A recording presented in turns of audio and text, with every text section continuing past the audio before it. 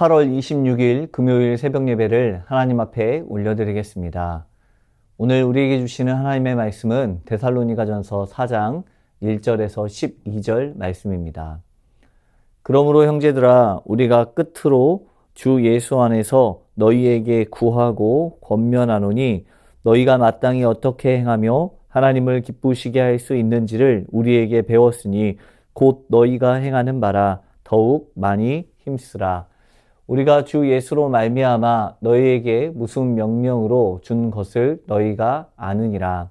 하나님의 뜻은 이것이니 너희의 거룩함이라. 곧 음란을 버리고 각각 거룩함과 존귀함으로 자기의 아내 대할 줄을 알고, 하나님을 모르는 이방인과 같이 세욕을 따르지 말고 이 일에 분수를 넘어서 형제를 해하지 말라. 이는 우리가 너희에게 미리 말하고 증언한 것과 같이 이 모든 일에 주께서 신원하여 주심이라. 하나님이 우리를 부르심은 부정하게 하심이 아니요 거룩하게 하심이니, 그러므로 저버리는 자는 사람을 저버림이 아니요 너희에게 그의 성령을 주신 하나님을 저버림이니라. 형제 사랑에 관하여는 너희에게 쓸 것이 없음은 너희들 자신이 하나님의 가르치심을 받아 서로 사랑함이라. 너희가 온 마게도냐 모든 형제에 대하여 과연 이것을 행하도다. 형제들아, 권하노니 더욱 그렇게 행하고, 또 너희에게 명한 것 같이 조용히 자기 일을 하고 너희 손으로 일하기를 힘쓰라. 이는 외인에 대하여 단정히 행하고 또한 아무 궁핍함이 없게 하려 함이라. 아멘. 데살로니가 성도들에게 건네는 바울의 두 번째 신앙 교훈의 내용이 바로 오늘 본문의 내용입니다. 바울은 데살로니가 성도들에게 하나님과의 관계에 있어서 거룩함과 또 성적 순결을 지켜야 하며, 그리고 형제와의 관계에서 덕을 세우는 것을 강조하면서 조용히 자기 일에 힘써 나갈 것을 강조하고 있습니다. 바울의 이와 같은 신앙의 권면은 지금에야 당연하게 생각하는 이 권면의 모습과 같아 보이기도 합니다. 그것은 바로 거룩함을 지키기 위해서 버려야 하는 것이 음란이라고 말하고 있기 때문입니다. 우리가 생각하기에 남자와 여자가 만나서 가정을 이루게 되면 그 안에서는 사랑을 나누고 또 관계를 맺는 것은 당연한 일입니다. 이것이 죄다 아니다 말할 필요가 없습니다. 부부가 아닌 다른 사람과 맺는 성적인 관계는 바로 죄이기 때문입니다. 하지만 당시 데살로니가 성도들이 살아온 환경, 즉 1세기 헬라 사회의 남성들에게 있어서 부부 사이에서만 성적인 관계를 맺어야 한다는 사고는 낯선 사고였습니다. 그들은 성적인 쾌락을 위해서 정부를 두었고 또 창녀들과 일상적인 성적 관계를 가졌던 사회였습니다. 그렇기 때문에 그들에게 있어서 이것은 죄가 아니라 당연한 것이었고, 부부 사이에도 이와 같은 관계를 죄로 여기지 않았기 때문에 아무런 문제가 되지 않았습니다. 그런데 갑자기 나타난 바울은 이와 같은 관계를 죄라고 여기며 음행이라 이야기합니다. 그리고 음란을 버리라고 강조하고 있습니다. 과거 이 시기에는 쾌락을 위해서만 성적 관계를 갖는 것뿐만 아니라 종교적 만족을 위해서도 성적인 일들을 행하였던 것을 보게 되면 바울의 이 말은 쉽게 용납할 수 있는 말은 아니었을 것입니다. 하지만 바울은 이 사실을 강하게 권면하면서 너희가 하나님을 기쁘시게 하기 위해서 행해야 할 것이 무엇인지를 가르쳐주고 있습니다. 그것은 바로 하나님을 향한 거룩을 지켜가라는 것이었습니다. 거룩은 하나님과의 적극적인 연합을 통해서 이루어져야 하며, 이를 위해서는 우상과 적극적인 분리가 선행되어야 합니다. 하지만 데살로니가 교회의 성도들이 행하고 있었던 일들은 우상과 분리되는 삶이 아니라 그들의 삶을 쫓아가고 있는 것이었습니다. 그들이 가지고 있었던 혼합 종교는 성적인 무질서와 도덕성을 가지고 있었습니다. 그렇기 때문에 하나님을 섬기는 일에 있어서도 이방신을 섬기는 방법으로 그들의 삶을 이어가고 있었던 것입니다. 하나님은 바울을 통하여서 이들이 행하고 있었던 모든 형태의 불법적인 또 각종 음행으로부터 벗어날 것을 이야기하고 있습니다. 바로 간통, 혼외정사, 동성애, 성독착증, 매매춘 등과 같은 것들입니다. 이와 같은 것을 버리고 각각 거룩함과 존귀함으로 자기의 아내에 대할 줄을 알라고 말합니다. 바울의 이어지는 말들을 통해 알 수 있는 것은 어떤 특정인 성행위 여부에 대한 지적으로 끝나는 것이 아니라 가정으로 대표되는 일상의 영역에서 가장 원초적인 욕망을 다스림으로 그리스도인의 정체성을 지키라는 명령을 하고 있습니다. 여성을 남성의 소유로 여겼던 당시 시대상으로 보게 되면 자기의 아내를 거룩함과 존귀함으로 대하라는 명령은 상당히 파격적인 명령이었습니다. 하지만 바울은 이 명령을 통하여서 이방인들과 다른 삶을 살아가라고 말하고 있는 것입니다. 바로 5절에 하나님을 모르는 이방인과 같이 세욕을 따르지 말고 라고 가르치고 있습니다. 여기서 말하는 세욕은 부부간에 갖는 성적인 마음을 말하는 것이 아니라 그것을 넘어서서 인간의 본성에서 나오는 적극적으로 쾌락만을 쫓는 악한 욕망을 가리키고 있습니다.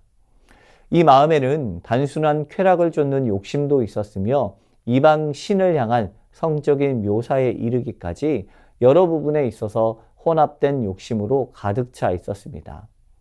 바울은 이와 같은 것을 버리고 거룩을 되찾으라고 말합니다. 하나님께서 세우신 가정의 기틀을 정비함으로 하나님과의 관계에서의 거룩을 깨닫게 하시는 것입니다. 이것은 단순히 성적인 음란으로 끝나는 것이 아니라 형제를 해하지 않는 것까지 이어지고 있습니다. 하나님께서 이 믿음의 공동체를 부르신 이유는 부정함에 있지 않습니다. 우리가 가진 모든 부정을 버리고 거룩하고 순결하며 성령을 주신 하나님을 따르게 하기 위함에 있습니다. 하지만 당시 그리스도인들은 예수님을 따른다고 말하면서 과거의 종교적 관습들이나 사회적 문화들을 아무런 거리낌 없이 행하고 있었던 것입니다. 바울은 그들의 삶 가운데 과거에 당연하게 여겼던 부정을 버리고 거룩을 따라 살아가라고 말합니다. 부부간에 서로 거룩함과 존귀함으로 대하며 형제를 해하지 않으며 형제가 서로 사랑하며 하나님의 가르침 가운데 거할 것을 선포합니다.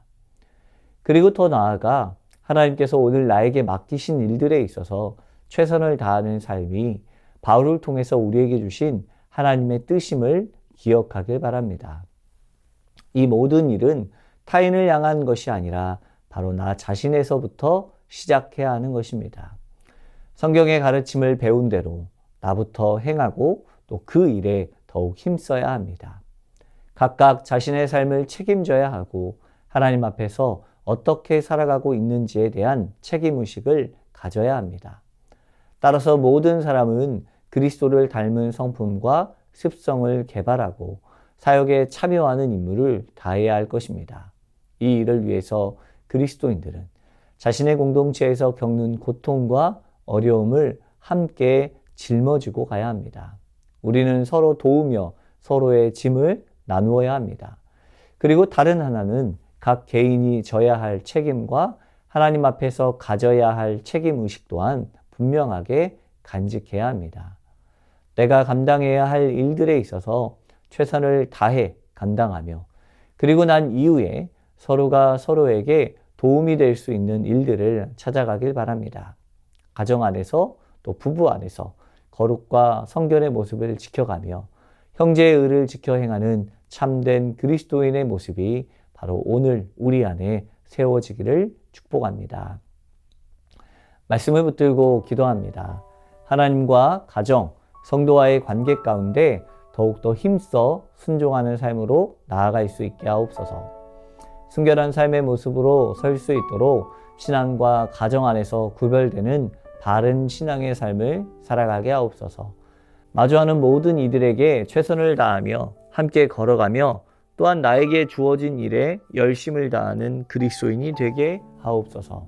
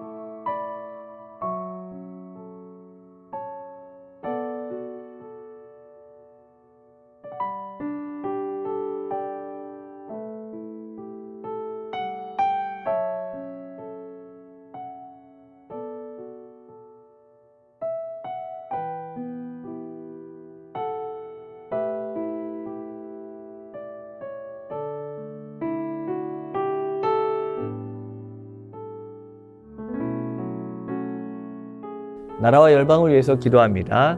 이 땅의 위정자들을 붙들어 주셔서 자신의 이익을 구하는 사람이 아니라 먼저는 하나님을 경외하며 백성을 위해 헌신하는 자들 되게 하옵소서. 전 세계적인 경제 위기와 이상기후, 전염병으로부터 지켜주시고 하나님께서 주시는 지혜와 능력으로 방역과 치료를 잘 감당하게 하여 주옵소서.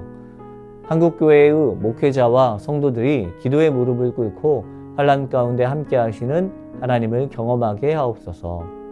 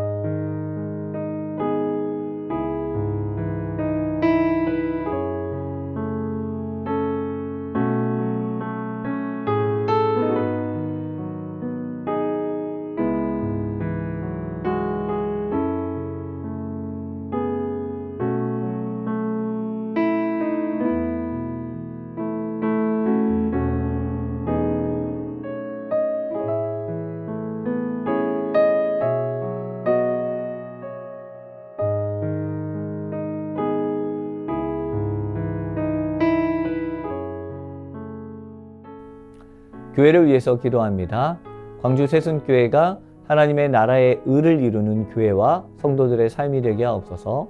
담임 목사님과 부교역자들 또한 모든 성도들이 하나 되게 하셔서 하나님께서 맡기신 사명을 잘 감당케 하옵소서. 개인의 생각과 마음이 아니라 가장 먼저 하나님의 뜻을 따라 나아가는 교회 되게 하옵소서.